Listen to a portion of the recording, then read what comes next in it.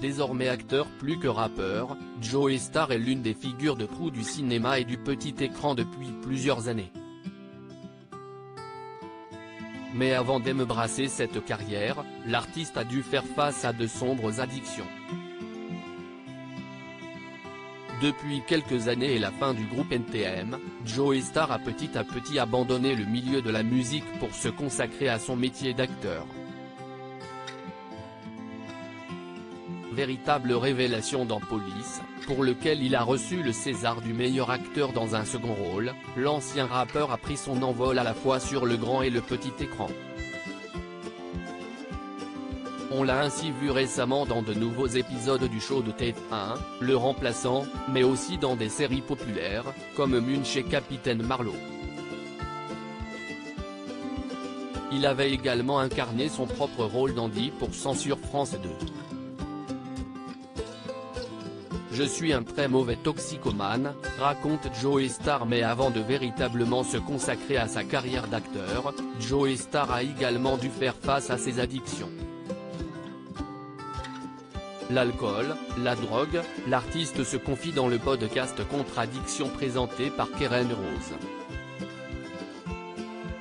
Il raconte ainsi que si sa consommation n'a jamais posé un problème vital dans sa vie, ce sont davantage les à côté qui ont failli le tuer. Je n'ai jamais eu ce truc d'aller jusqu'à l'overdose, mais en revanche, si est-il les à côté qui ont failli me tuer. Je prends un truc pour dormir, j'ai surdosé. Il livre une anecdote où il explique avoir eu des hallucinations en voyant son frère et sa propre tête changer de couleur à vue d'œil. Ils ont appelé les pompiers.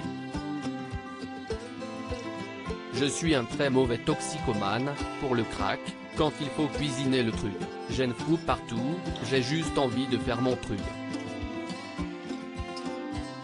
Sans filtre, l'entretien permet également d'apprendre que Joey Starr a une façon bien à lui de gérer ses addictions passées. Il s'est mis à la cuisine. En cuisine, je suis incapable de prendre un livre et de faire la recette de bout en bout, note-t-il toutefois. Avec la drogue j'étais aussi comme ça, a-t-il ajouté. J'ai même pas envie. Joey Starr parle de sa sobriété dont il ne veut pas un peu plus tard dans le podcast.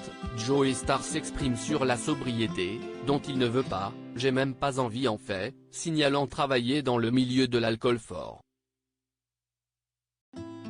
Il raconte également la manière dont il gâchait ses cures de désintoxication en ne respectant pas les règles, en la quittant pendant plusieurs jours, avant de finalement y revenir.